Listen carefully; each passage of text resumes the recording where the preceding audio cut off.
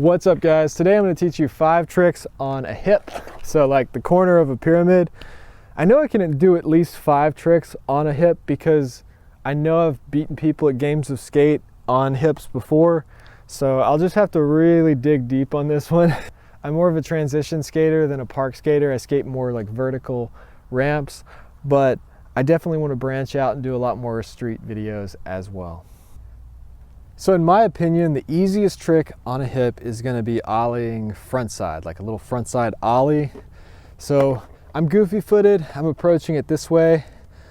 You just ollie, barely turn your shoulders and land on the other side. I think that's easier for me than ollieing backside in the ramp because I feel like backside you're running a little bit more risk of overturning and falling backwards, but really both of those are really easy. You want to start out really low, do a little ollie just barely on the edge of the hip and just work your way up until you're really popping them up out of the ramp.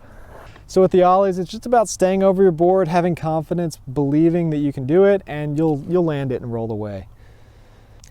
Number 2, the next easiest thing you can do on a hip is a frontside 180, just about 180, we'll just say. So frontside is easier on this. You're coming this way, doing a frontside 180, landing, rolling away. It's all in just turning your shoulders. You don't have to do a full 180. You're really doing a 90 because you're on a hip and both sides are curved, so you don't have to do the full 180. If you did a complete full 180, you would land sideways and you wouldn't be able to roll back in. So you're just barely turning your shoulders. You want to start out low again. The front side 180 is going to be easier because the backside 180, whenever you're turning your shoulders and like going backwards in the air, it's a little bit more difficult. If you're just going to slide this trick and not pop it, then the backside 180 is easier to slide. The front side 180, you just have to really push if you're just going to slide it. All right, so number 3, this is kind of similar. It's in the same ballpark as 180s, and that's the boneless. With the boneless, you just grab the board indie, take your front foot off, step off, do a little, it's not really a 180, it's more of just the ollie, the frontside ollie, and then you can do them more like the frontside 180 after that, but I would just do the regular boneless before the boneless 180 when it comes to a hip, because when you're doing the boneless 180, you're actually coming in fakie. So yeah, it's just taking your foot off and stepping off and jumping onto the board, being confident that you can do the trick on flat ground. All of these tricks you need to know on flat ground first. So that's 3. Number 4, let's say a shove it.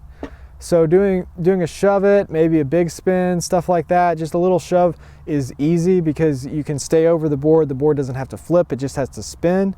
And so there's less things that can go wrong. Just a quick little shove is not too bad on a bank or a hip. Just make sure you're comfortable doing it on flat ground first. It's just hanging your back foot off a little bit, jumping, doing a little scissor kick, a little scoop and pop, jumping on the board and rolling away.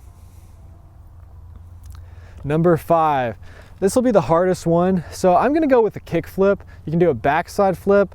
I feel like backside flips, rolling up with the hip behind you and doing a backside flip might be the easiest way to do it if you're really good at kick flip to fakies on bank ramps. But if you're not good at that, then it might be easier to roll up with the hip in front of you and just do a kick flip, a regular kick flip without a 180.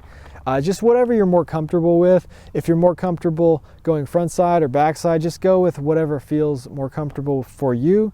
You can start out at the bottom, just barely doing kick flips and work your way up and up and up until you're doing them kind of high. So I really hope you guys enjoyed this video. If you like this kind of content, reviews, tutorials, and videos about what I'm learning as I grow as a skateboarder, hit that subscribe button, and thanks for watching.